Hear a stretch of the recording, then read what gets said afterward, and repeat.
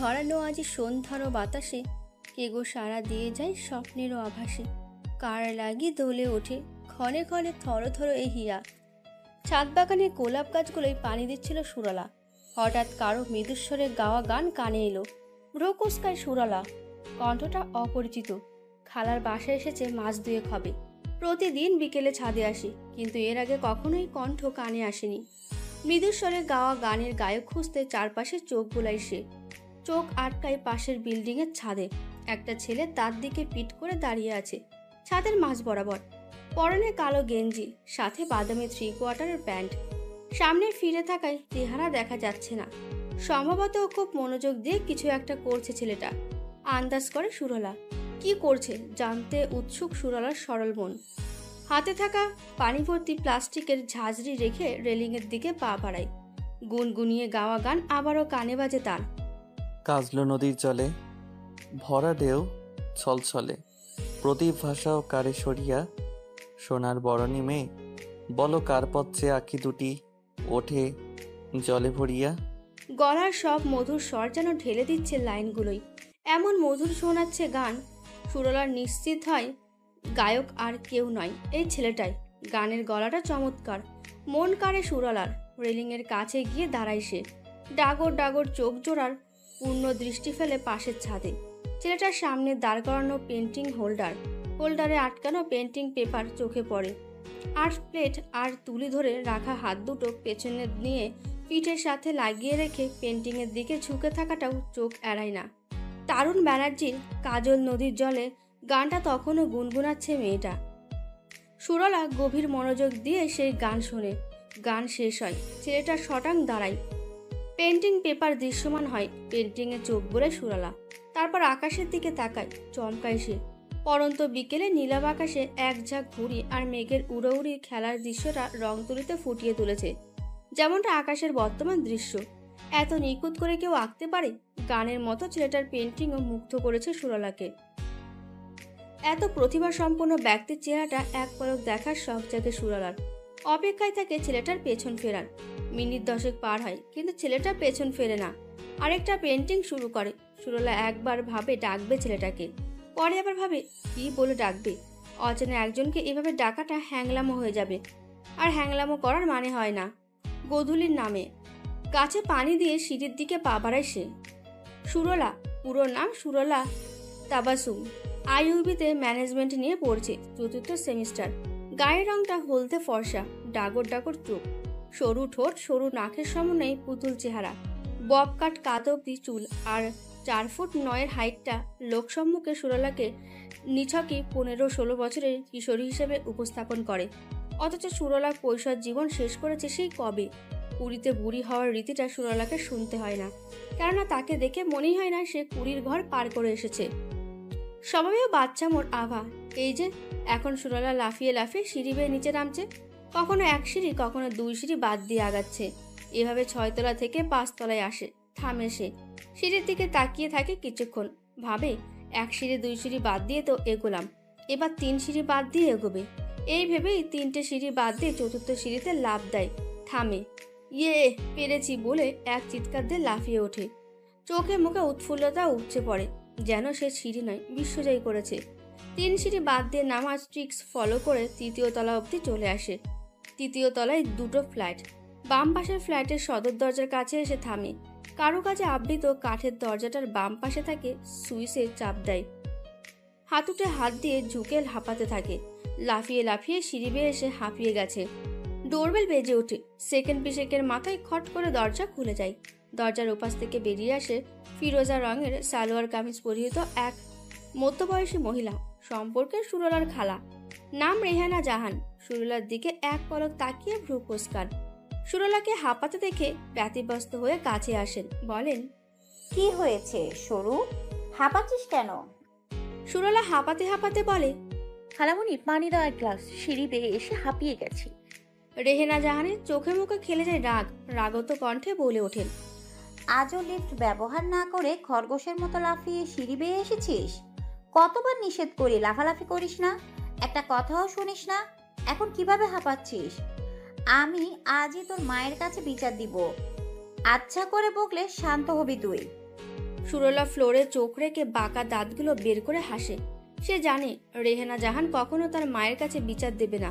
এই মানুষটা তাকে ভীষণ ভালোবাসে। সুরলার পিঠাপিঠি রেহেনা জাহানের একটা মেয়ে ছিল, নাম ঋতু। জন্মের মাসখানেকের মাথায় নিউমোনিয়ায় আক্রান্ত হয়ে মারা যান। দিশেহারা হয়ে যান রেহানা। বোনের কষ্ট দেখে সুরলার মা সাবিনা জাহান কোলের মেয়ে সুরলাকে নিয়ে এসে থাকেন বোনের কাছে।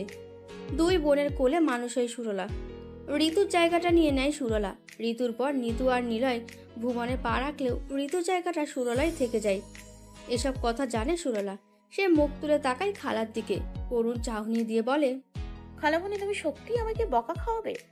সুরলা চোখের দিকে তাকাতেই রাগ পড়ে যায় রেহানার। সুরলাকে দাঁড় করিয়ে মৃদুস্বরে বলেন, কথা না শুনলে বকা খাওয়াতে হবে। কথা কেন শুনিস না? যদি পড়ে গিয়ে হাত পা ভাঙতি তখন ব্যথা কে পেত? আমি পড়ে গিয়ে ব্যথা পেলে আমার থেকে বেশি ব্যথা তুমি আর আম্মু পেতে। আমি না কাঁদলেও দুই বোন মিলে পাটি বিছিয়ে কান্না জুড়ে দিতে, যেমনটা ছোটবেলায় পড়ে যাওয়ার পর দিয়েছিলে। যাকে পানি দিতে বললাম দিলে না, এখন সরো, আমি গিয়ে পানি পান করি। বলে লাফিয়ে লাফিয়ে ভেতরে চলে গেল সুরলা। লাফাস না, পড়ে যাবি বলে বকতে বকতে দরজা লাগিয়ে ঘরে এলেন রেহানা। সুরলা ফ্রিজ থেকে ঠান্ডা পানির বোতল নিয়ে ড্রয়িং রুমের সোফায় বসে। সুরলাকে বসতে দেখে হাঁপ ছেড়ে রান্নাঘরের দিকে এগিয়ে যান রেহানা। অর্ধেক বানিয়ে রাখা বিকেলের নাস্তা ফুলকপির পকোড়া বানানোয় মনোযোগ দেন। পানি খেয়ে সোফায় গা এলিয়ে দেয় সুরলা। হঠাৎ মনে পড়ে পরন্ত বিকেলে দেখা সেই অচেনা মানবের কথা। তখনই ব্যাট বল হাতে ড্রয়িং রুমে আসে নিলয়। সবে মাঠ থেকে ক্রিকেট খেলে এসেছে। সুরলা নিলয়ের দিকে তাকায়, ভাবে নিলয়কে জিজ্ঞেস করবে ছেলেটার ব্যাপারে। তবে সোজা সাপটা জিজ্ঞেস করা যাবে না, কথার প্রসঙ্গে জিজ্ঞেস করতে হবে। সে সোজা হয়ে বসে। ভাব জমানোর জন্য নিলয়কে বলে, আজ তোর স্কোর কি রে? 9 পড়ুয়া নিলয় উৎফুল্লতার সাথে বলে। 3টে 6, 2টো 4-এর সমন্বয়ে 4 ওভারে হাফ সেঞ্চুরি। নিলয়ের পিঠে চাপড় মেরে সুরলা বলে, আই প্রাউড অফ ইউ ভাই। একদিন ভালো ব্যাটসম্যান হিসেবে জাতীয় দলে স্থান পাবি। নিলয়ের চোখ মুখের আনন্দ উপচে পড়ে। খুশিতে গদগদ হয়ে বলে, ধন্যবাদ আপু, আমার স্বপ্ন জাতীয় দলের নাম লেখানো। সুরলা ধীরে ধীরে মূল কথায় আসে। নীলয় শোন না, হ্যাঁ বলো। নীলয় শোন না, এই বিল্ডিং এর কোন গায়ক আছে? বিকেলে গানের আওয়াজ শুনলাম। নিলয় বলে, না নেই। থেমে গিয়ে খানিক ভেবে বলে, তুমি বোধ হয় চয়ন ভাইয়ার গান শুনেছো। চয়ন ভাইয়া মাঝে মাঝে গিটার বাজে গান গায়। সুরলা বলে, গিটার ছাড়া গানের আওয়াজ পেয়েছিলাম। আমার জানা মতে আমাদের আশেপাশের কয়েক বিল্ডিংয়ে চয়ন ভাইয়া ছাড়া আর কেউ গান গায় না। তুমি চয়ন ভাইয়ার গান শুনেছো। আজ হয়তো গিটার ছাড়া গান গেয়েছে। উনি কি সিঙ্গার? না, চয়ন চট্টগ্রামে ভাইয়া জব করে। ছুটিতে বাসে এসে এলে প্রতিদিন বিকালে পেন্ডিং করে আর গান গায়। এগুলো চয়ন ভাইয়ার পছন্দনীয় কাজ। এখন সম্ভবত বাসায় এসেছে, অনেকদিন দেখিনি। পেন্টিং করে শুনে সুরলা কিছুটা নিশ্চিত হয় বিকেলে দেখা ছেলেটা চয়ন। সে বলে, তুই চিনিস কিভাবে? নিলয় বলে, আমার বন্ধু রবিন হচ্ছে চয়ন ভাইয়ার খালাতো ভাই। রবিনের সূত্রেই চিনি। রবিনের সাথে কয়েকদিন চয়ন ভাইয়াদের বাসায় গিয়েছি, সেখানে আলাপ হয়েছে। রেহেনা জাহান রান্নাঘর থেকে তাড়া দেন। নিলয় যা, ফ্রেশ হয়ে আয়। ধুলোবালি নিয়ে বসে আছিস কেন? যাচ্ছি। বলে ড্রয়িং রুম ছাড়ে নিলয়। সুরলা ভাবে ছেলেটার ব্যাপারে সিদ্ধান্ত নেয় কাল বিকেলে গিয়ে দেখবে ছেলেটাকে। যেই ভাবা সেই কাজ। পরদিন বিকেলে সুরলা হাজির হয় ছাদে। আজও ছেলেটার দেখা পায়। তবে আজ ছেলেটা তার দিকে পিঠ করে নয়, বরং মুখ করে পেন্টিং করছে। দূরে থেকে চেহারাটা স্পষ্ট না। সুরলা ছাদের এক কোণে গিয়ে গাছের আড়ালে দাঁড়ায়। ছেলেটার চেহারা স্পষ্ট নয়। সুরলা এক পলক তাকাতে চমকায়, আরে এ তো সেই ছেলেটা যাকে হন্যে হয়ে খুঁজছে সুরলা। প্রায় বছর খানেক আগের কথা। সেমিস্টার ফাইনাল দিয়ে ছুটি পেয়েছে ঢের। সুরলা সময় নষ্ট না করে পরদিনই রওনা দেয় খিলগাঁওয়ের উদ্দেশ্যে। গন্তব্য খালামণির বাসা। মিরপুর নিজের বাসা থেকে বের হয়ে বাসে ওঠে। খালি সিট পেয়ে বাসের ডান পাশের সারির দ্বিতীয় সিটের উইন্ডো সাইডে বসে পড়ে। পাশের সিটটা খালি, কেউ একজন এসে বসবে হয়তো। সেসবে মাথা ঘামায় না সুরলা। জানালার বাইরে মাথা বের করে দেয়। পাশ দিয়ে চলাচল করা গাড়ির ধোঁয়া আর ধুলোবালি এসে বাড়ি খায় নাকে মুখে। চেহারার বিরক্তি টেনে ব্যাগ থেকে কালো কাপড়ের মাস্ক বের করে পরে নেয় সে। সালমান কালারের টপস আর কালো প্যান্টের সাথে পরা কালো ওড়নাটা টেনে দেয় মাথায়। তারপর আবারও মুখ গুজে জানালায়। বাইরের দিকে দৃষ্টি নিবদ্ধ করে দেখতে থাকে লোক লোকারণ্যের বিচিত্রতা। বাসটা তখনও থামানো বাস স্টপে। হঠাৎ সুরলার চোখ পড়ে বাস স্টপের দিকে দৌড়ে আসা এক মানবের দিকে। সাদা কালো ফর্মাল গেটআপে থাকা সাদা চামড়ার একটা ছেলে প্রাণপণে ছুটে আসে বাসের দিকে। বয়স কত হবে, 27 কি 28? সম্ভবত অফিসে যাচ্ছে আন্দাজ করে সুরলা। ছুটাছুটি শেষে বাসের কাছে এসে থামে ছেলেটা। সুরলা পরখ করে কালো মনির গভীর চোখে ক্লান্তির আভা। প্রশস্ত কপালের বিন্দু বিন্দু ঘাম চিকচিক করছে। কান আর নাকের ডগা লাল হয়ে আছে। চাপদাড়িতে থাকা মৃদু পরু ঠোঁটগুলো চেপে হাঁপাচ্ছে। দৌড়ানোর কারণে মাথা ভর্তি রেশমি কালো চুলগুলো এলোমেলো হয়ে আছে। কয়েকটা আশ্রে পড়েছে কপালে। লম্বা চওড়া বেশ। এত লম্বা মানুষ হয়? উচ্চতা কত হবে? 5 ফুট নয়, না এর চেয়ে বেশি হবে। 6 ফুট হতে পারে আন্দাজ করে সুরলা। নিজের হাইট মনে করে 4 ফুট 8। নিজেকে লিলি ফুট মনে হয়। এই ছেলের কান ধরতে হলে তাকে মই বেয়ে উঠতে হবে। ছেলেটা বাসে ওঠে। সুরলার চোখ সরিয়ে অন্যদিকে তাকায়। ছেলেটা এদিক ওদিক তাকিয়ে সিট খোঁজে।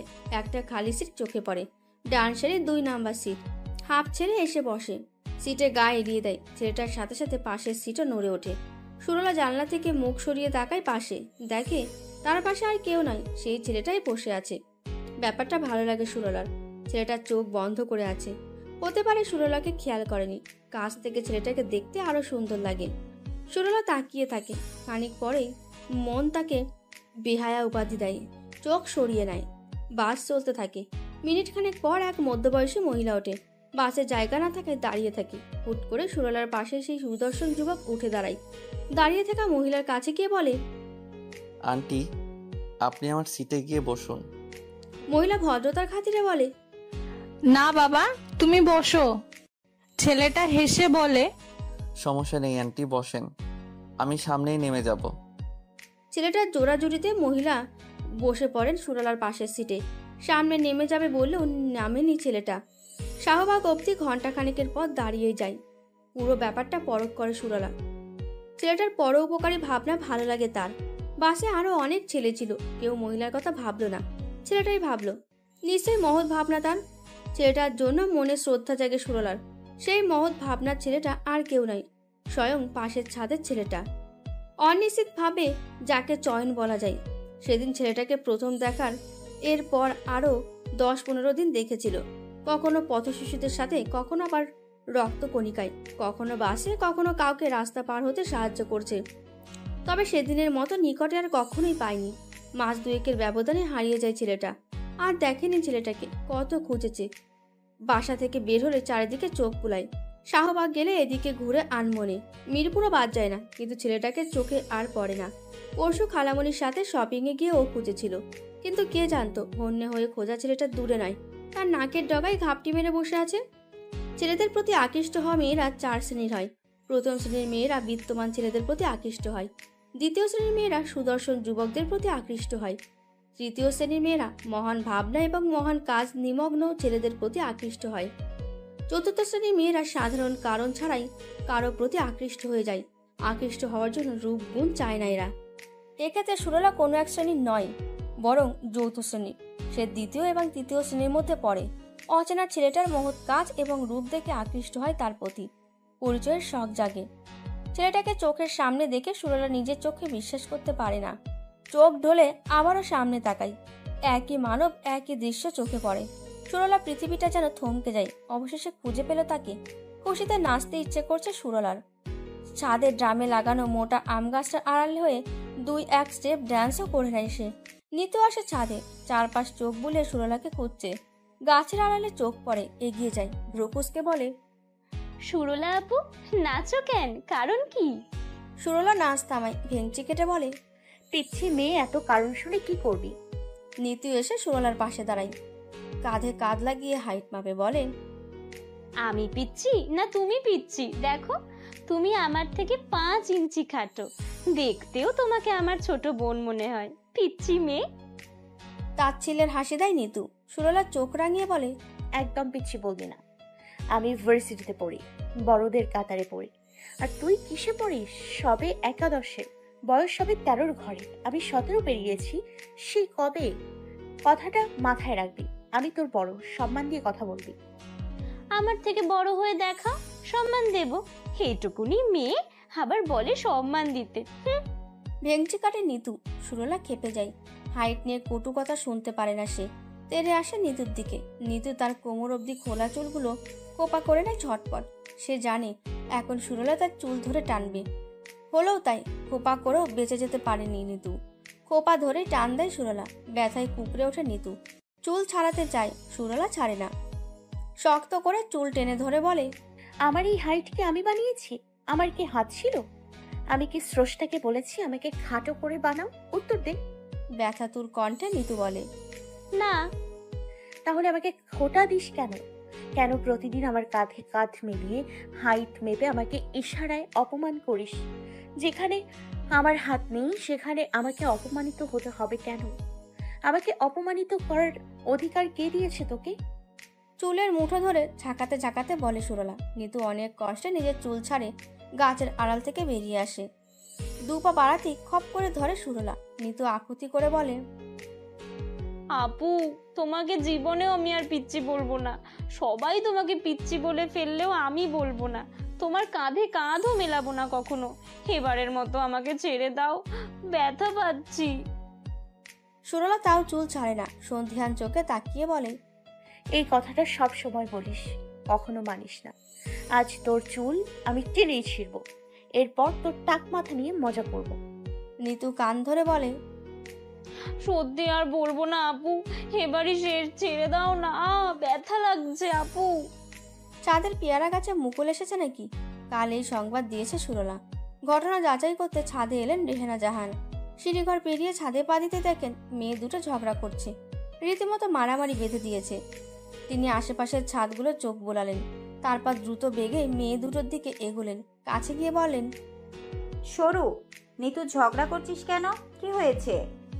মাকে দেখে নিতু অসহায় গলায় বলে, মা, বাঁচাও আমাকে, তোমার মেয়ে আমার সব চুল ছিঁড়ে ফেললো গো। কি ব্যথা করছে। রেহেনা জাহান সুরলার হাত থেকে নিতুর চুল ছাড়ানোর চেষ্টা করে বলেন, সরু, নিতু চুল ছাড়, ব্যথা পাচ্ছে মেয়েটা। নিতুর উপর খেপছিস কেন বল আমায়, আমি ওর বিচার করব। সত্যি বিচার করবে? প্রশ্নবোধক চাউনি সুরলার। রেহেনা জাহান সাই জানিয়ে জানান, হ্যাঁ, বিচার করব। আমার সরুকে কেউ পচা বলে তার বিচার করা বাধ্যতামূলক। দরকার হলে নিতুর বিরুদ্ধে পুলিশ কেস করব। তুই শুধু ওর চুল ছেড়ে দিয়ে বল ঘটনাটা কি। মামলা করার কথা শুনে নিতু ভীত চোখে তাকায় মায়ের দিকে। রেহেনা জাহান সুরলার অলককে ইশারা করেন, বোঝান এটা সুরলাকে ক্ষান্ত করার বাহানা মাত্র। কালামণির কথায় ভরসা পায় সুরলা। চুল ছেড়ে দেয়, ঠোঁট উল্টিয়ে বলে, খালামণি, তোমার মেয়ে আমাকে খাটো বলে খোটা দেয়। কাঁধে কাঁধ মিলিয়ে হাইট মাপার বাহানায় আমাকে নিচু দেখায়। খাটো হওয়া কি দোষের বলো? ও সব সময় আমার সাথে এমন করে কেন? তুমি ওর বিচার করো। রেহানা জাহান সুরলার মাথায় হাত বুলিয়ে বলেন, বিচারটা বাসায় গিয়ে করি। দেখ পাশের ছাদে ছেলেটা কিভাবে তাকিয়ে আছে। রেহেনা জাহানের কথায় সুরলা নিতু দুজনেই তাকায় পাশের ছাদের। দেখে পেন্টিংয়ে ব্যস্ত থাকা ছেলেটা পেন্টিং রেখে ভ্রু কুঁচকে তাকিয়ে আছে তাদের দিকে। চোখে এক রাশ বিস্ময়। সুরলার কান্না পাই। এতদিন পর ছেলেটাকে খুঁজে পেল, তার সামনে কিনা এমন কাণ্ড বাঁধালো। ছেলেটা কি ভাববে? ঝগড়াটে মেয়ের তালিকায় নিজের নাম লেখালো নিজ হাতে, তাও কিনা পছন্দনীয় ছেলের সামনে। নিজের বোকামিতে লজ্জা পায় সুরলা। বড় পা ফেলে সিঁড়ির দিকে এগায়। পেছনে আসে বাকিরাও।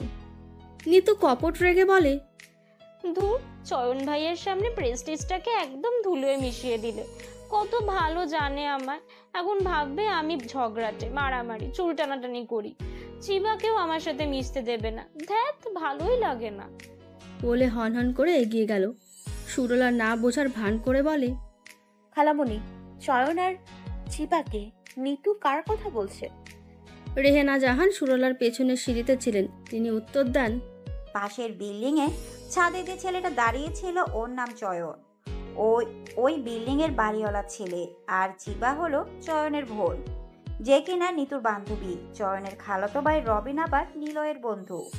সেই সূত্রে নিতু নিলয়কে চিনে চয়ন। ছোট ভাই বোনের মতো দেখে ওদের। ভারী চমৎকার ছেলে। এবার চয়নের ব্যাপারে নিশ্চিত হন সুরলা। চয়ন শব্দটা একবার বিড়বিড় করে, ঠোঁটের কোণে খেলে যায় মৃদু হাসি। চিবার কথা মাথা থেকে সরে গিয়েছে সুরলার। চিবাকে সে চেনে, নিতুর জন্মদিন অনুষ্ঠানে দেখা হয়েছে, টুকটাক কথাও হয়েছে। তবে চিবার যে ভাই আছে আর সে যে চয়নি সেটা জানতো না সুরলা। জানলে তো এত খুঁজতে হতো না। মনে পড়ে ঝগড়ার কথা। স্বপ্ন পুরুষের সামনে এমন বাজে ঘটনা ঘটিয়েছে, ভাবতেই লজ্জায় কুঁকড়ে যায়, মুখটা মলিন হয়। রেহেনা জাহান ভাবেন নিতুর কথায় কষ্ট পেয়ে মন খারাপ করেছে সুরলা। তিনি মাথায় হাত বুলিয়ে বলেন, তুই এখন বড় হচ্ছিস, যে কোনো কাজ করার আগে ভেবে চিন্তে করবি। যখন তখন যার তার সাথে ঝগড়া মারামারি লেগে গেলে ভালো দেখায়? মানায় এসব? কাল এক ভাড়াটে বলছিল বাড়িওয়ালার মেয়েরা কেমন ঝগড়া করে, একটুও ম্যানাস জানে না। আমার এসব শুনতে ভালো লাগে বল? ঝগড়াঝাটি ভালো না মা, ছেড়ে দে এসব। সুরলার কানে এত কথা যায় না। সে তো আছে তার স্বপ্ন পুরুষ তাকে নিয়ে কি ভাবছে এটা নিয়ে। রেহেনা জাহান আরো অনেক কথা বলেন। সুরলার নীরব শ্রোতার মতো ভান করে থাকে। বাসায় গিয়ে সোজা কর্নারের রুমটায় চলে যায়। খাট, কাবার্ড, ড্রেসিং টেবিল, পড়ার টেবিলের সমন্বয়ে গোছানো একটা রুম। এই রুমটা নীতিকার। এখানে সুরলা থাকে নীতিকার সাথে। নিতুর সাথে ভাব না থাকলেও নীতিকার সাথে ভীষণ ভাব সুরলার। নীতিকা একটা মাল্টিন্যাশনাল কোম্পানিতে চাকরি করে। সকালে যায়, সন্ধ্যায় ফেরে। আজ এখনো আসেনি। সুরলা ড্রেসিং টেবিলের সামনে গিয়ে দাঁড়ায়। আয়নায় নিজেকে দেখে। চুলগুলো এলোমেলো, পরনে সফেদা রঙের কুচকানো টি শার্ট আর বেগুনি রঙের প্লাজো। বেগুনি ওড়নাটা দলা হয়ে গলায় আটকে আছে। নিতুর সাথে ধস্তাধস্তিতে সব এলোমেলো হয়েছে। কেমন বাজে দেখাচ্ছে। একটুও ভালো দেখাচ্ছে না। এই বাজে অবস্থায় দেখেছিল চয়ন, ভাবতেই মুখ কুচকায়। তাড়াতাড়ি হাত দিয়ে চুল আঁচড়ায়, জামা ওড়না ঠিক করে। ড্রেসিং টেবিলের ড্রয়ার থেকে লিপস্টিকের বক্স বের করে। সব বেছে হুদা বিউটির হালকা গোলাপি গ্লস লিপস্টিক তুলে নেয়। ঠোঁট লাগিয়ে নিজেকে আয়নায় দেখে। ফাউট করে দেখে, মুখ বাঁকা করে দেখে। খারাপ লাগছে না। চয়নের পছন্দ হবে তাকে, নাকি দেখেই রিজেক্ট করবে, ভাবতে বসে যায় সুরলা। অফিস থেকে ফিরে নীতিকা রুমে এসে সুরলাকে সেজে গুজে আয়নার সামনে দাঁড়িয়ে থাকতে দেখে অবাক হয়। সুরলা সাজে না খুব একটা, আয়নায়ও দেখে না। আজ কি হলো? হাতের ব্যাগ বিছানায় রেখে বোনের কাছে যায়। সুরলার পেছনে দাঁড়িয়ে ভ্রু কুঁচকে বলে, আমার বোনটা কি হলো আজ, এত সাজগোজ করছে? সুরলা বাস্তবে ফেরে। আয়নায় নীতিকাকে দেখে লজ্জা পায় সে। লাজুক হেসে বলে, কিছু হয়নি, এমনিই মন চাইলো। নীতিকা সুরলাকে ঘুরিয়ে গাল টেনে বলে, প্রেমে পড়েছিস? সুরলা চমকায়। সে প্রেমে পড়েছে? সত্যিই প্রেমে পড়েছে। তার জীবনে প্রেম এসেছে। চয়নের ছবিটা চোখে ভাসে। সে নিশ্চিত হয় প্রেমের ভেলা নিয়ে চয়ন এসেছে তার জীবনে। হ্যাঁ, সে প্রেমে পড়েছে। এক রাশ লজ্জা এসে ভর করে তাকে। দু গাল লাল হয়, মাথা নিচু করে। নীতিকা পরখ করে সুরলাকে, বিস্মিত কণ্ঠে বলে, তুই ব্লাশ করছিস সরু? আমার ছোট বোনটা প্রেমে পড়েছে? কে রে সে? বোনের কাছে ধরা দিতে চায় না সুরলা। দৌড়ে পালায়। ড্রয়িং রুমে গিয়ে বসে পড়ে। পরদিন রেহেনা জাহানের সাথে হাঁটতে বের হয় সুরলা। ঘড়ির কাঁটায় তখন সকাল 6:30। কমলা রঙের হুডি ট্রাউজার পরে খালার পেছন পেছন এগিয়ে যায়। কালো জগিং ড্রেস পরে পানির বোতল হাতে গেট পেরিয়ে রাস্তায় আসে চয়ন। সুরলারা তখন চয়নদের বাড়ির গেটের সামনে দিয়ে হাঁটছে। রেহেনা জাহানকে দেখে সালাম দেয় চয়ন। সালামের উত্তর নিয়ে কুশল বিনিময় করে সামনে এগিয়ে যান রেহেনা জাহান। পেছনে থেকে যায় সুরলা। চয়নের দৃষ্টিগোচর হয়। চোখাচোখি হয় দুজনের। চয়নের হাত আপনা আপনি চলে যায় মাথায়। চুলে হাত দিয়ে থাকে, যেন কেউ তার চুল ছিঁড়ে নেবে। চয়নের মাথায় হাত দেওয়ার ব্যাপারটাই লজ্জা পায় সুরলা। সে ভেবেছিল পরিচিত হবে, কিন্তু এখন লজ্জায় দাঁড়ানো দায় হয়ে গেছে। তাই মাথা চুলকে হাঁটা ধরে। সুরলা চলে গেলে চয়ন হাঁপ ছাড়ে, মাথা থেকে হাত নামায়। সে ভয়ে ছিল, এই বুঝি মেয়েটা এসে তার চুল টেনে ধরল। কাল যেভাবে চুল টানাটানি করেছে, ভয় পেয়েছে চয়ন। মনে মনে সিদ্ধান্ত নিয়েছে এইসব মেয়ে থেকে 10 হাত দূরে থাকবে। চিবাকেও নিতুর সাথে মিশতে নিষেধ করবে। মেয়ে দুটো ভালো না, চিবাটাও খারাপ হয়ে যাবে। ভাবতে ভাবতে সামনে আগায় চয়ন। সুরলারা যেই পথে গিয়েছে সেই পথে না গিয়ে অন্য পথে যায়, যাতে দেখা না হয়। জগিং শেষে ফেরার পথে আবার দেখা হয়। রেহানা জাহানের সাথে টুকটাক কথা বলে চয়ন। সুরলার সাহস হয় না কথা বলার। সে দ্রুত গতিতে হেঁটে বাসায় ফিরে আসে। রুমে এসে নীতিকার পাশে শুয়ে পড়ে। আজ শুক্রবার, নীতিকার অফিস নেই। তাই নিশ্চিন্তে ঘুমোচ্ছে। সুরলা চোখ বন্ধ করে চোখে ভাসে চয়নের ছবি। মাথায় হাত দিয়ে কিভাবে দাঁড়িয়েছিল, চোখে মুখে একটা ভয়ের আভা দেখা দিয়েছিল তখন। সে কি মায়াবী লাগছিল, ইচ্ছে করছিল গাল টেনে দিতে। নানান ভাবনা এসে মাথায় ভিড় করে। সুরলার চোখে মুখে লজ্জার আভা দেখা দেয়, মুচকি হাসে সে। এটা সেটা ভাবতে ভাবতে আনমনেই শব্দ করে হেসে দেয় সুরলা। তার হাসির শব্দে ঘুম ভেঙে যায় নীতিকার। আধো আধো চোখ খুলে তাকাই। সুরলার লজ্জা রাঙা মুখ আর প্রাণ খোলা হাসি চোখে পড়ে। চোখ থেকে ঘুম উড়ে যায়। পরখ করে সুরলাকে। গায়ে জগিং ড্রেস দেখে বুঝতে পারে মাত্র জগিং থেকে এসেছে। বিনা কারণে এত হাসছে কেন মেয়েটা? জগিংয়ে গিয়ে কি সুরলার প্রেমিক পুরুষের সাথে দেখা হয়েছে? সুরলার হাবভাব ভালো থাকে না তার কাছে। জিজ্ঞেস করে, কোথায় ছিলে এতক্ষণ? সুরলা পাশে তাকায়। নীতিকাকে তার দিকে তাকিয়ে থাকতে দেখে জিহ্বা কামড় দেয়। এতক্ষণ ভাবনার মাঝে বোনের কথা মাথা থেকে সরে গিয়েছে। সে নিজেকে স্বাভাবিক করে উঠে বসে, বলে, জগিংয়ে গিয়েছি। একা? না, খালামণির সাথে। প্রতিদিনই তো যাই, তুমি জানো না? প্রতিদিন তো এমন অদ্ভুত আচরণ করিস না। আজ জগিং করতে গিয়ে শুধু জগিংই করেছিস, নাকি প্রেম টিমও কিছু করে এসেছিস? সুরলা ভ্রুকুসকে তাকায়। নীতিকা উঠে বসে, বলে, তুই যেভাবে ব্লাশ করছিস, আমার মনে হচ্ছে জগিং পর্বের সাথে প্রেমের পর্বও চুকে এসেছিস। তেমন কিছু না, বাট এড়িয়ে যেতে চায় সুরলা। নীতিকা হেসে বলে, এইসব চ্যাপ্টার আমি ইন্টারমিডিয়েটে শেষ করে এসেছি, তাই ভালোই অভিজ্ঞতা আছে আমার। নতুন নতুন প্রেমে পড়লেই মানুষ আকাশে ওড়ে, বিনা কারণে হাসে, যখন তখন সাজে, সারাদিন আয়না দেখে। সব লক্ষণ তোর সাথে মিলে। সেই সময় বলা যায় তুই প্রেমে পড়েছিস। এবার বল কাহিনী কি, আর ছেলেটা কে? বলতে গেলে ধরা পড়ে গেছে সুরলা। আর লুকিয়ে লাভ নেই, তাই সুরলা লাজুক হেসে বলে, আমার তাকে ভালো লাগে ভীষণ।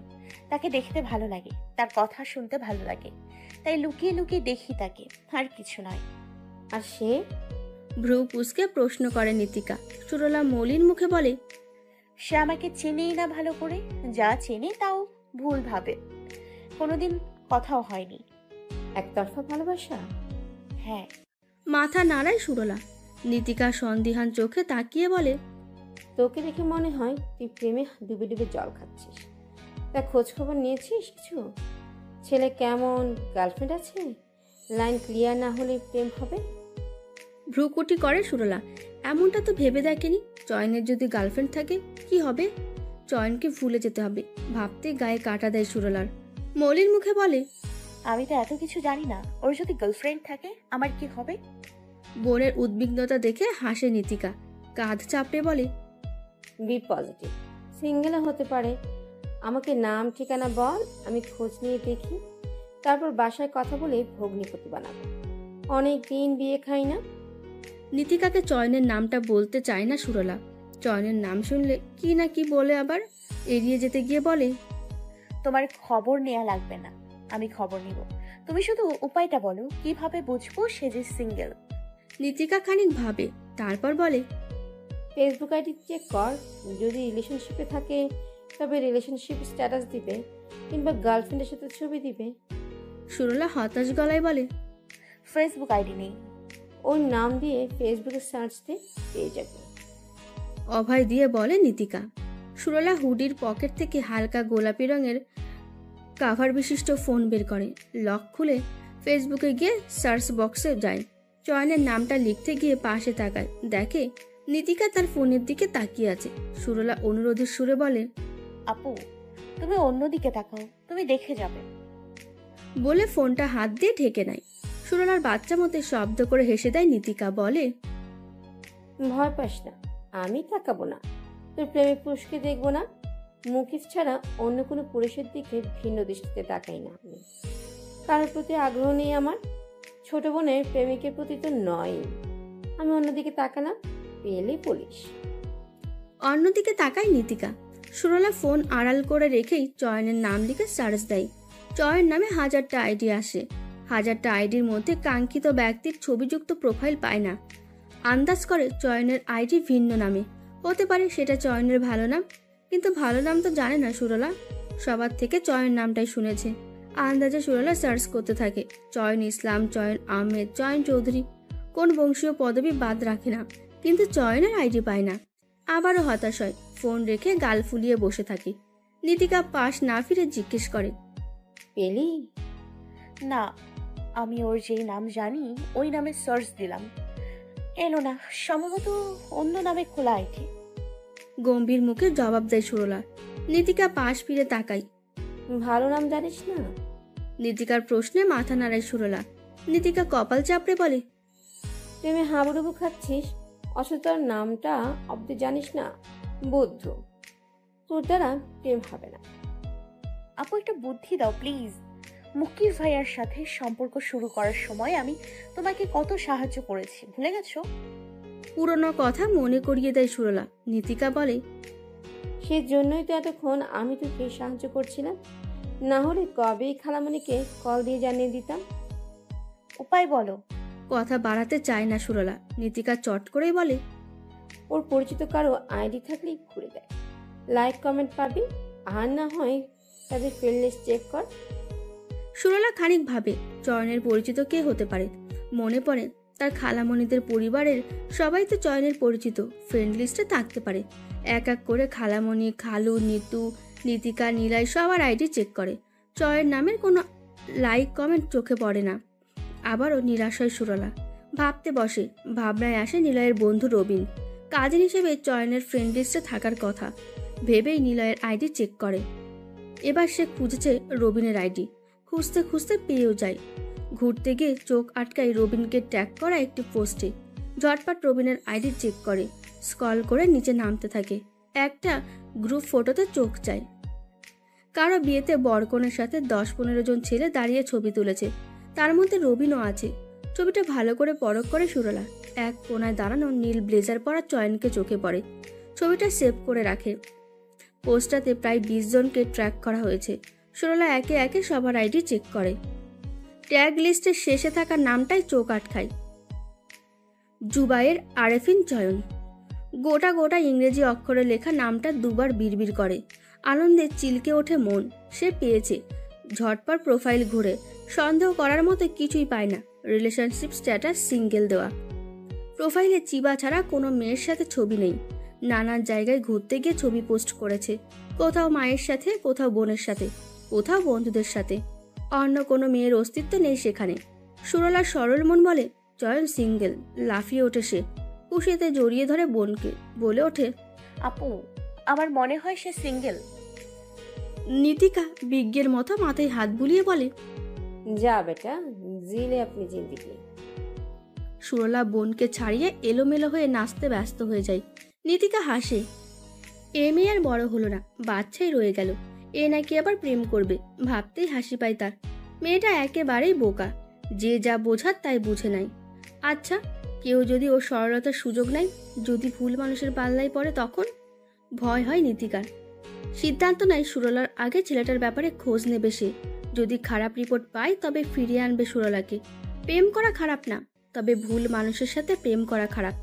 জীবনটা তছনছ হয়ে যায়। মোহে পড়ে এগিয়ে শেষে আর পিছু হাঁটতে পারে না। সুরলা যথেষ্ট বয়স হয়েছে।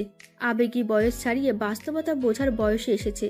এই বয়সে প্রেমে পড়ার আগে মানুষ 10 বার ভাবে, তারপর আগায়।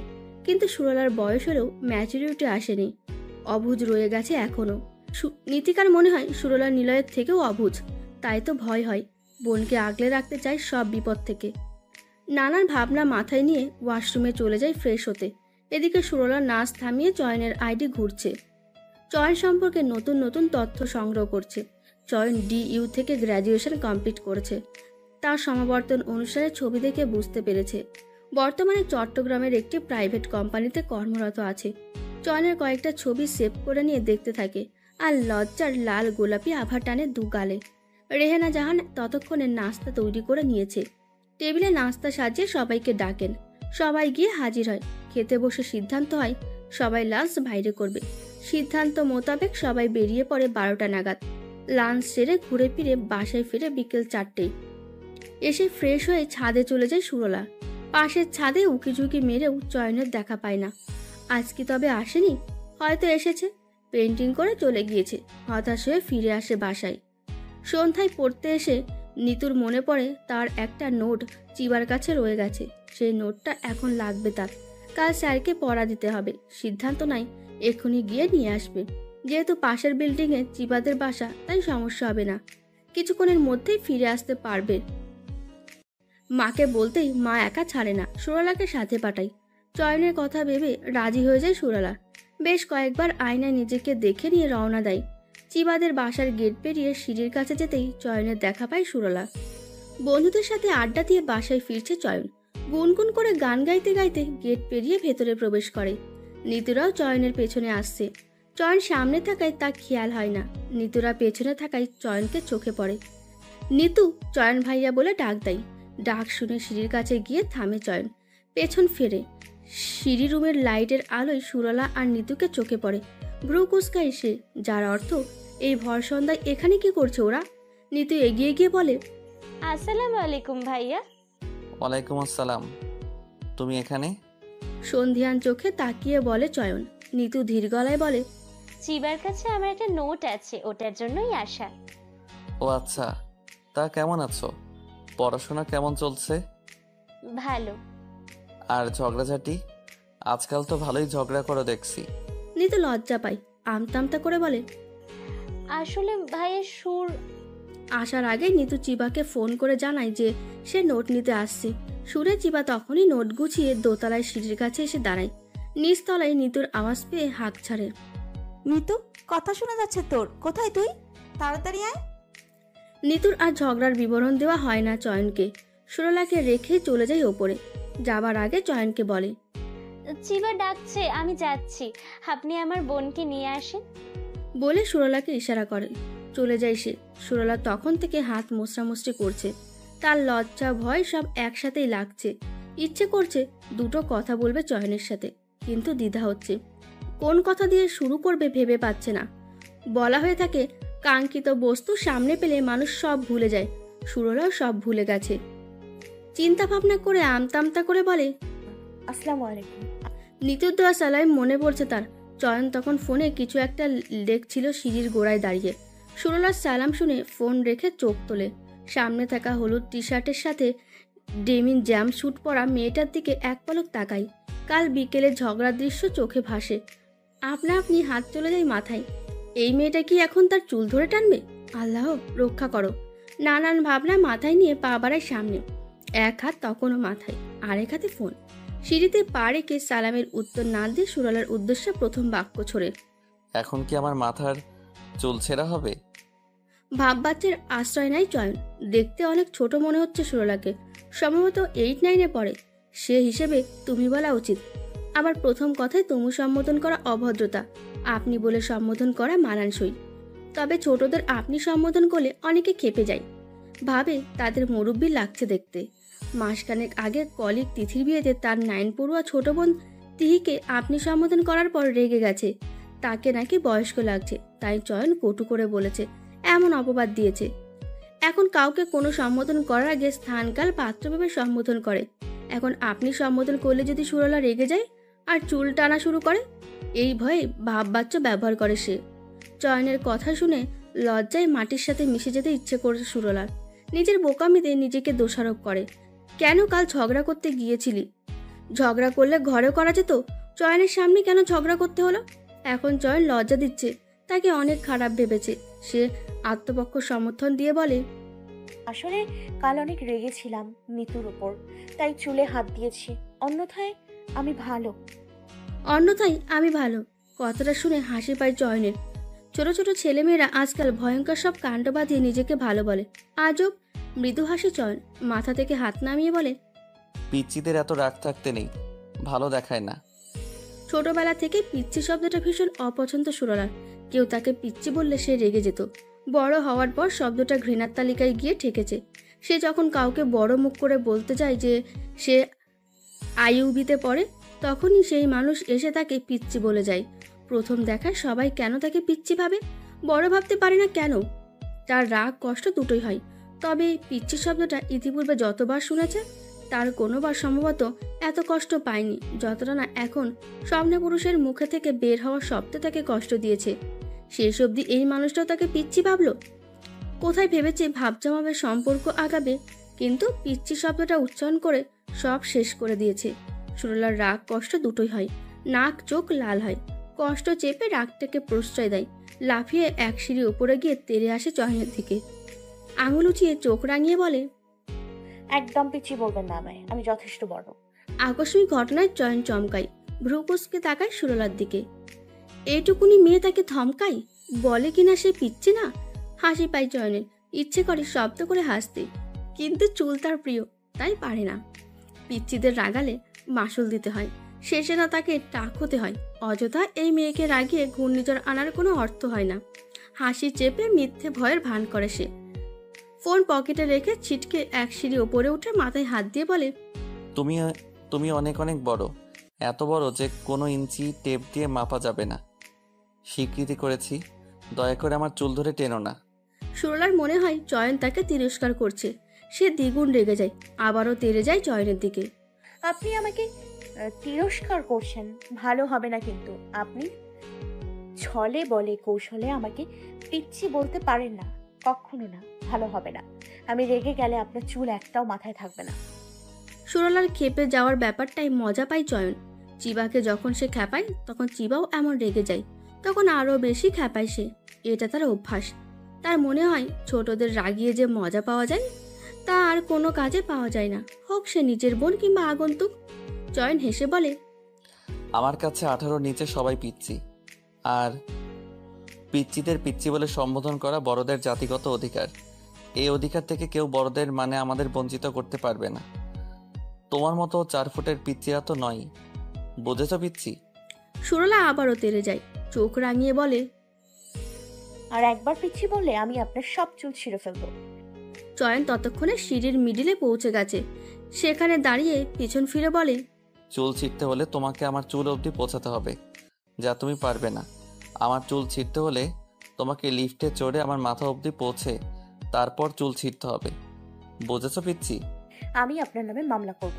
আমাকে পিচ্ছি বলার অপরাধে আপনার জেল হবে। রাগটা মাথাচাড়া হয়ে যায় সুরলার। সুরলার হাস্যকর হুমকিতে হো হো করে হেসে দেয় চয়ন, বলে, অপ্রাপ্তবয়স্ক মানুষের দায়ের করা মামলা নিবে না পুলিশ। আগে প্রাপ্তবয়স্ক হও, তারপর মামলার কথা বলো। আপনি জানেন আমার বয়স কত? চোখ ছোট ছোট করে বলে সুরলা। চয়ন সময় না নিয়ে জবাব দেয়, কতই বা হবে, বড় জোর 15। দেখতে তেমনই লাগছে। আমি নিশ্চিত তুমি আমার ছোট বোন থেকেও ছোট হবে। সুরলা হাসবে না কাঁদবে বুঝতে পারে না। এই লোকের চোখ কি আছে নাকি চলে গেছে? তার বয়স বলে কিনা 15, তার বয়স 22 চলে। সেটা কিভাবে বোঝাবে সে? এই লোকের বিহেভ দেখে মনে হয় না সত্যটা বললে বিশ্বাস করবে, তাই কথা বাড়াতে চায় না সে। এই লোককে যতটা ভদ্র ভেবেছিল ততটা ভদ্র নয়, বদের হাড্ডি। প্রথম কথোপকথনে কেমন করে তাকে পচাচ্ছে, না জানি পরে কি হবে। নিশ্চয়ই সারাদিন পিচ্ছি রেখে খেপাবে। সুরলার চুপ থাকাটা পছন্দ হয় না চয়নের। সে বলে, শুনো পিচ্ছি, এখান থেকে যাওয়ার সময় নিতুকে নিয়ে গলির মোড়ের দোকানটায় যাবে। দোকান থেকে হরলিক্স, বর্নভিটা, চেমন, কমপ্লেন, গ্লুকোজ কিনে নিয়ে যাবে। একটা গামলা নিয়ে সব একসাথে গুলিয়ে শরবত বানিয়ে খেয়ে একটা লম্বা ঘুম দিবে।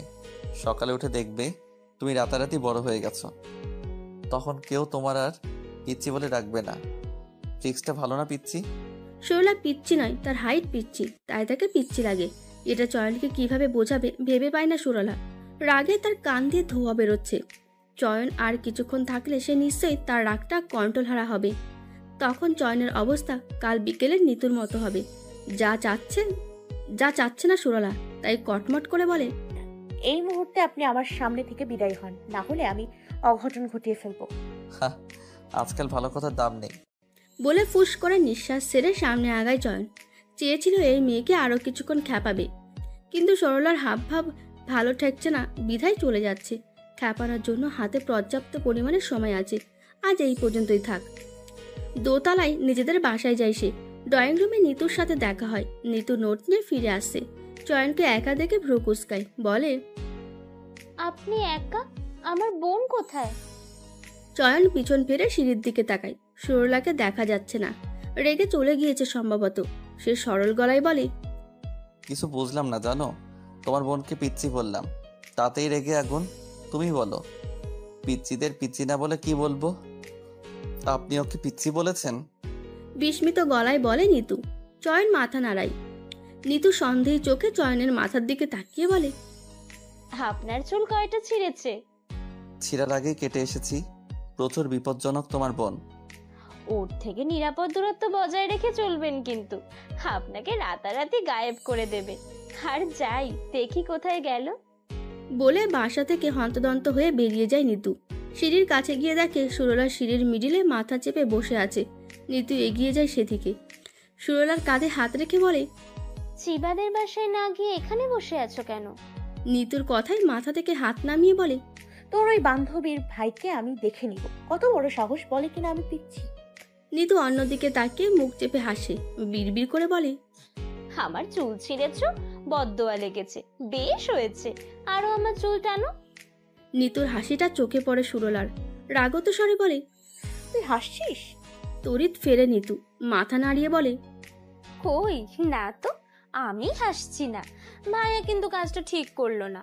আমার বোনটা কত বড় সেটা ভাইয়া চোখেই পড়ে না। সুরলা ফুস করে নিঃশ্বাস ছাড়ে। প্রেম ভালোবাসার অধ্যায় পড়ে। আগে পিচ্চি বলার ব্যাপারটা রফাদফা করব। কাল জগিং করতে গেলে ব্যাটাকে সাহিস্তা করব। আমাকে পিচ্চি বলা না, দেখাচ্ছি মজা, ভেবে নেয় সুরলা। পরদিন ভোরে বেশ আক্রোশ নিয়ে খালার সাথে জগিংয়ে বের হয় সুরলা। আর চয়নকে একটা শিক্ষা দেবেই সে। কাল সন্ধ্যা থেকে এখন অবধি কত পরিকল্পনা এঁটেছে তার ইয়াত্তে নেই। রাতে ঘুমও হয়নি ভালো মতো। ভোর 6টা বাজতে হালকা গোলাপি রঙের জগিং স্যুট পরে তৈরি হয়ে নেয়। কাঁধ অবধি বব কাট সিল্কি চুলকে রূপ দেয় পনিটেইলে। কপাল জুড়ে স্থান পায় সামনের ছোট ছোট চুল। 6:30 বাজতেই কাল বিলম্ব না করে খালার সাথে বেরিয়ে যায়। গত দিনের মতোই চয়নের দেখা পায় তাদের গেটে। রীতিমতো রেহানা জাহানকে দেখে চয়নের ভদ্রতা উপচে পড়ে। বিনম্রভাবে সালাম দিয়ে কুশল বিনিময় করে। রেহানা জাহান চয়নের দিকে তাকিয়ে থাকেন। এই ছেলেটাকে ভীষণ পছন্দ তার, কি চমৎকার ব্যবহার।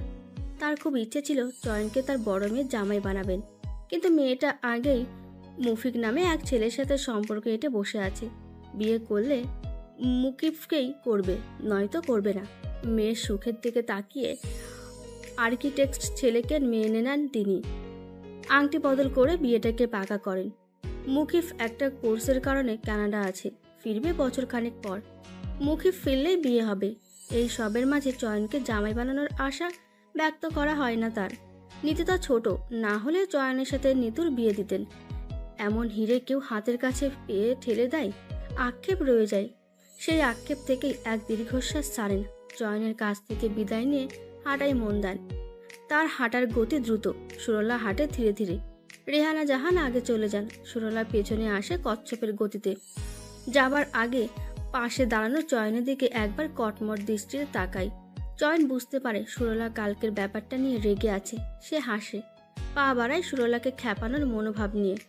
পিচ্ছি, রেগে আছো কেন? রাতে ভাত দেয়নি? সুরলার পাশাপাশি এসে বলে চয়ন। সুরলা ছোট ছোট চোখ করে বলে, রাতে ভাত দেয়নি, বকা দিয়েছে। খাবে? টেস্ট কেমন? ইয়াম্মি। খাবেন? দিব, সাথে চুল ছেঁড়া ফ্রি। দাঁত কিরমির করে বলে সুরলা। চুল ছেঁড়ার কথাই চয়ন মাথায় হাত দিয়ে এক কদম পিছু সরে যায়। তাতে সুরলার ঠোঁটের করে হাসি ফোটে। সে বলে, চুল ছেঁড়ার কথায় ভয় পেয়েছেন? চয়ন 2 কদম এগিয়ে সুরলার সামনে এসে দাঁড়ায়। চুলে হাত বোলাতে বোলাতে বলে, ভয় শব্দটা চয়নের সংবিধানে নেই। তাছাড়া আমি ভালো করেই জানি তোমার মতো পুচকি মেয়ে আমার চুল অবধি পৌঁছাতে পারবে না। তার জন্য কম হলেও 1 যুগ সময় লাগবে। সুরলা ভেঙচি কেটে বলে, আপনার চুল অব্দি পৌঁছতে আমার 1 যুগ নয়, 1 মিনিট লাগবে। বড় বলে সম্মান দিয়ে চুল টানার চেষ্টা করছি না, অন্যথায় কাল সন্ধ্যার পর আপনার চুল আপনার মাথায় থাকতো না। চয়ন হো হো করে হেসে দেয়, যেন সে কোনো মজার কথা শুনেছে। হাসতে হাসতে বলে, তুমি পৌঁছাবে আমার চুল অবধি, তাও 1 মিনিটে? বলে হাসতে থাকে। সুরলা ভ্রুকুসকে বলে, আপনার কি মনে হয় আমি পারবো না? না। হাসতে হাসতে উত্তর দেয় চয়ন। হাসি থামিয়ে বলে, এটুকুনি পুচকি মেয়ে আমার চুল টানবে? অসম্ভব, পারবে না তুমি। লাভ দিয়েও আমার চুল অবধি পৌঁছাতে পারবে না। পারি কি না পারি তার সময় বলবে, এখন যাই, দেরি হচ্ছে আমার। বলে দ্রুত সামনে আগায় সুরলা। চয়ন পেছনে পড়ে যায়, পিছু ডাকে। পালিয়ে যাচ্ছ পিচ্ছি? সুরলা থামে, পিছু ফিরে তেড়ে যায় চয়নের দিকে, রাগত কণ্ঠে বলে, আমার নাম সুরলা, যদি ডাকতে হয় তবে নাম ধরে ডাকবেন, অন্যথায় ডাকবেন না। সুরলার নামটা একবার বিড়বিড় করে চয়ন, তারপর হেসে বলে, সুরুরা নামটা কেমন যেন বড়দের নাম। তোমার মতো পিচ্চির সাথে যাচ্ছে না। তোমার সাথে যাবে পিচ্চি, পুস্কি, কীর্তি, মিনি, খুকি, বাবুনি, এসব নাম। আমি আবার পিচ্চিদের সম্মান করি, যেই সেই নামে ডাকি না।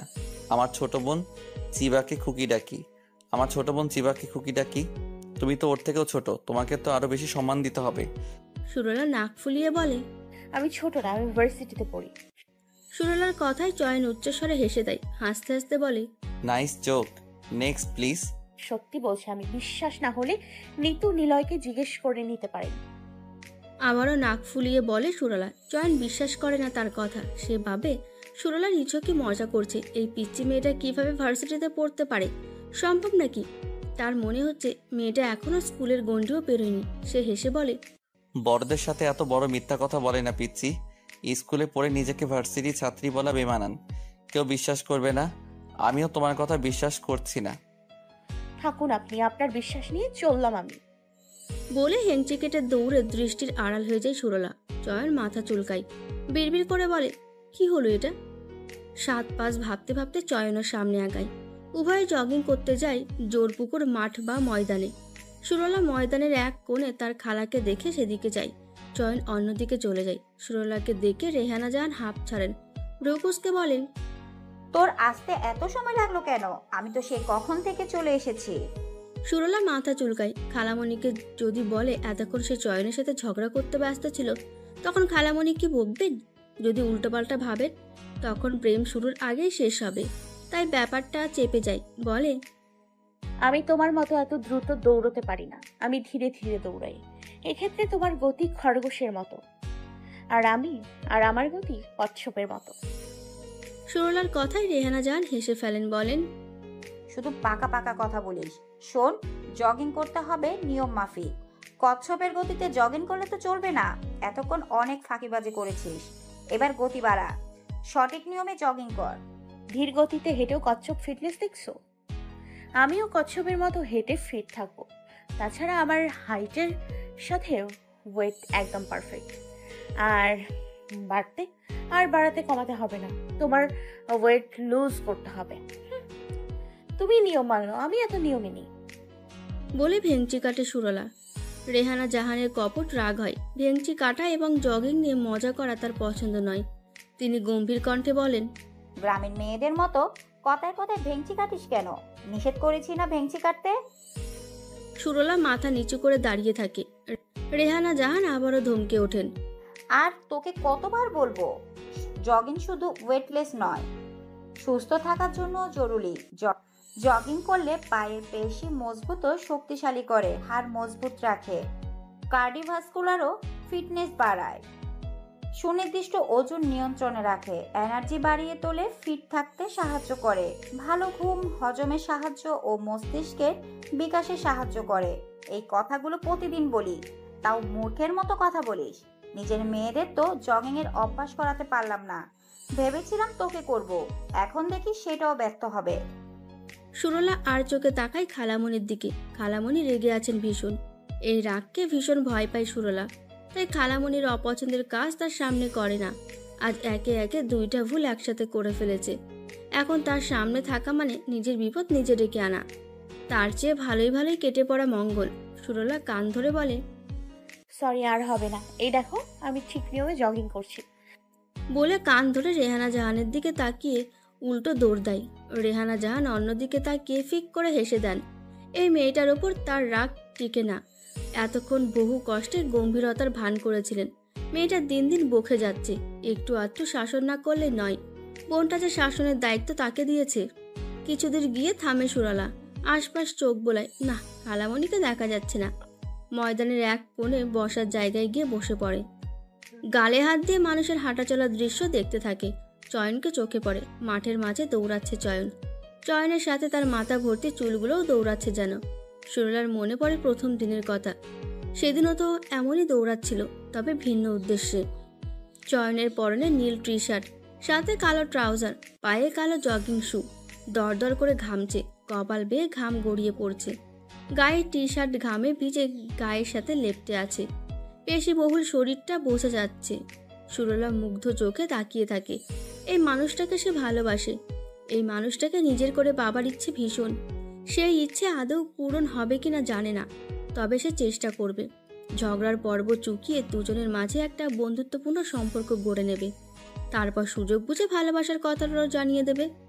এমনই ভাবনা সুরলার। জগিং করতে করতে পানি তৃষ্ণা পায় চয়নের। মাঠের মাঝে বসে পড়ে। ঘাসের ওপর রাখা বোতলের ক্যাপ খুলে ঢকঢক করে অর্ধেক পানি পান করে। চয়নের পানি খাওয়ার দৃশ্য চোখ এড়ায় না সুরলার। মুহূর্তেই তার মাথায় একটা বুদ্ধি খেলে যায়। পানি খেয়ে উঠে দাঁড়ায় চয়ন। একবার চোখ বোলায় চারিদিকটায়, চোখ যায় সুরলার দিকে। সুরলা হাত উঠিয়ে ডাকে। সুরলার আশেপাশে তাকিয়ে কাউকে দেখতে পায় না। একা একা পিচ্ছি ওখানে কি করছে? কোনো বিপদ হলো নাকি? এই ভেবে সুরলার কাছে যায় চয়ন। গিয়ে বলে, পিচ্ছি, একা একা এদিকে কি করো? সুরলা যেন এরই অপেক্ষায় ছিল। সে অসহায় চেহারায় বলে, আসলে জগিং করতে করতে হাঁপিয়ে গিয়েছে, তাই এখানে এসে একটু জিরিয়ে নিচ্ছি। চয়নের মায়া হয়। আজকাল বড়দের বলে বলে স্বাস্থ্য সম্পর্কে সচেতন করা যায় না। ব্যায়াম করতে বললে বাহানা খোঁজে। সকালের এই আরামদায়ক ঘুম ছেড়ে ব্যায়াম করাটা অর্থহীন মনে হয় তাদের কাছে। সেখানে এই ছোট মেয়েটা নিজের স্বাস্থ্য সম্পর্কে কতটা সচেতন। ঘুম ছেড়ে কাক ডাকা ভোরে উঠে জগিংয়ের জন্য বের হয়। ব্যাপারটা মুগ্ধ করে চয়নকে। পানি খাবে? চয়নের মনে হচ্ছে সুরলার পানির পিপাসা পেয়েছে। তার ধারণাকে সঠিক প্রমাণ করে সুরলা। পানির পিপাসা পেয়েছে, বোতল আনতে ভুলে গিয়েছি। আপনার কাছে পানি আছে? আছে, তুমি বসো, আমি পানি নিয়ে আসি।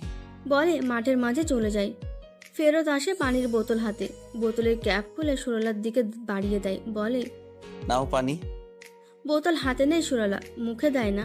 চয়নের দিকে তাকিয়ে বলে, বসুন, আপনি সামনে দাঁড়িয়ে থাকলে আমি পানি খেতে পারবো না। চয়ন বিনা বাক্যে বসে পড়ে সুরলার পাশে। সুরলা বোতলে মুখ না লাগিয়ে একটুখানি পানি খায়। তারপর বোতল ফেরত দেয়। চয়ন বোতল হাতে নিয়ে ক্যাপ লাগাতে ব্যস্ত হয়ে পড়ে। এই ফাঁকে সুরলা উঠে চয়নের সামনে এসে দাঁড়ায়। কিছু বুঝে ওঠার আগে চয়নের মাথার চুল দু হাতে সর্বশক্তি দিয়ে টেনে দৌড় দেয়। কিছু দূর গিয়ে পেছন ফিরে বলে, 1 মিনিট, পুরো লাগেনি। চয়ন মাথায় হাত দিয়ে বসে আছে। ঘটনা এখনো বুঝে উঠতে পারেনি সে। চয়নকে শিক্ষা দিয়ে ব্যাপক আনন্দ পায় সুরলা। এবার বুঝবে সুরলা কি। কিছুদূর গিয়ে ফিরে তাকায়। দেখে চয়ন সেখানেই মাথা চেপে বসে আছে। চুল কি বেশি জোরে টেনেছে? তার জন্য মাথা ব্যথা করছে? দেনামোনা করে ফিরে যেতে চায়, পারে না। অপরাধ বোধ তাড়া করে তাকে। অগত্যা ফিরে যায় চয়নের কাছে। চয়নের সামনে গিয়ে অনুতপ্ত গলায় বলে, সরি, আসলে আমি খেয়াল করিনি। কেউ আমার হাইট নিয়ে কথা বললে আমার ভীষণ রাগ হয়। আর আপনি আমাকে হেয়জ্ঞান করে চ্যালেঞ্জ করেছেন। সুযোগটা পেয়ে হাতছাড়া করিনি। সরি। মাথায় বেশ ব্যথা পেয়েছেন? বিরতিহীনভাবে প্রশ্ন করে থামে সুরলা। মাথা থেকে হাত সরিয়ে চোখ তুলে তাকায় চয়ন। সুরলার অনুতপ্ত চেহারা চোখে পড়ে। সুরলার চোখে পানি টলমল করছে। এই বুঝি পড়ে যাবে। যেন ব্যথা সে নয়, সুরলা পেয়েছে। নিজে ব্যথা দিয়ে আবার নিজেই ব্যথা পাচ্ছে। একেই বলে বাচ্চা মন। বাচ্চাদের মন স্বচ্ছ আর নরম হয়। তারা অন্যের ব্যথা সইতে পারে না। বড় হতে হতে সেই স্বচ্ছতা আর কোমলতা চলে যায়। চয়নের নীরবতা সুরলাকে আরো অপরাধী বানিয়ে দেয়। আচ্ছা, তার চুল টানার অপরাধে যদি চয়ন তার সাথে কথা বলা বন্ধ করে দেয়, তখন? ভাবতে পারি না সুরলা। চেহারায় অসহায়ত্ব মাখিয়ে দু কানে দু হাত দেয়। কান ধরে কোমল গলায় বলে, সরি, আর চুল টানবো না। Pink promise. সুরলার ক্ষমা চাওয়ার ধরন দেখে হেসে দেয় চয়ন। বলে, ব্যথা পাইনি। তোমার মতো পিচ্চির শক্তি আমাকে ব্যথা দেওয়ার জন্য যথেষ্ট নয়। সুরলা গাল ফোলায়। বলে, দেখুন, পিচ্ছি বলবেন না, আমার রাগ হয়। পরে দেখা যাবে আবারও চুল টেনে দিব, তখন আপনি ব্যথা পাবেন। তাই দয়া করে পিচ্ছি বলবেন না। চয়ন আবারও হাসে। চুলে হাত বুলিয়ে বলে, টাক হতে চাই না আমি। টাক না হওয়ার জন্য হলেও পিচ্চি সম্বোধন ছাড়তে হবে। সুরলা আমার নাম, সুরলা ডাকবেন। চয়ন খানিক ভাবে, তারপর বলে, কিট্টি নামটা কেমন? কাট্টি মানে? বিড়াল ছানা। একটা বিড়াল ছানার মতো জীব চোখে পড়েছে। ভাবছি তাকে কিট্টি ডাকবো। সে কি রাগ করবে তোমার মতো? রাগ করবে কেন? বিড়াল ছানা অনেক কিউট হয়। আকার, চেহারা, আচরণ, চলাফেরা কত কিউট। আমার তো বিড়াল ছানা অনেক পছন্দের। সরল মনে উৎফুল্লতার সাথে জবাব দেয় সুরলা। পরক্ষণে ঠোঁট উল্টিয়ে বলে, কিন্তু জানেন, আম্মু বিড়াল রাখতে দেয় না বাসায়। আমি কত চাই একটা বিড়াল ছানা নিয়ে আসতে, আম্মুকে বললে আম্মু বকে। চোখে মুখে কষ্টের আভাস সুরলার। চয়ন উঠে দাঁড়ায়, সুরলার দিকে ঝুঁকে বলে, জলজান্ত একটা কীর্তি থাকতে আরেকটা কীর্তির প্রয়োজন হয় না, তাই তোমার মা বিড়াল পুষতে দেয় না। কোথায় বিড়াল? নেই তো। অবুঝের মতো প্রশ্ন করে সুরলা। এখনো সে চয়নের কথার মর্মার্থ বুঝতে পারেনি। চয়ন বলে, কখনো সুযোগ হলে একটা বিড়াল ছানা কোলে নিয়ে আয়নার সামনে দাঁড়িয়ে রেখো, একজোটটা কীর্তি দেখতে পাবে। মানে? চয়ন আকাশের দিকে তাকায়। চারিদিকে সোনালি রোদের আগমন ঘটেছে। এখানে আর থাকা ঠিক হবে না, বাসায় ফেরা উচিত। এই পিচ্চি মেয়ের পাল্লায় পড়ে আর জগিংটাই মাটি হয়েছে। চয়ন সুরলার কথা এড়িয়ে বলে, হ্যালো বন্ধুরা, ভিডিওটির পরের পার্ট খুব তাড়াতাড়ি আমাদের চ্যানেলে আসবে, তো তোমরা সবাই একটু অপেক্ষা করো। আর যদি আমাদের এই ভিডিওটি তোমাদের ভালো লেগে থাকে তাহলে অবশ্যই লাইক, কমেন্ট, শেয়ার করো। আর আমাদের পরের পার্টটি দেখার জন্য চ্যানেলটিকে অবশ্যই সাবস্ক্রাইব করো। ধন্যবাদ সবাইকে আমাদের সাথে থাকার জন্য।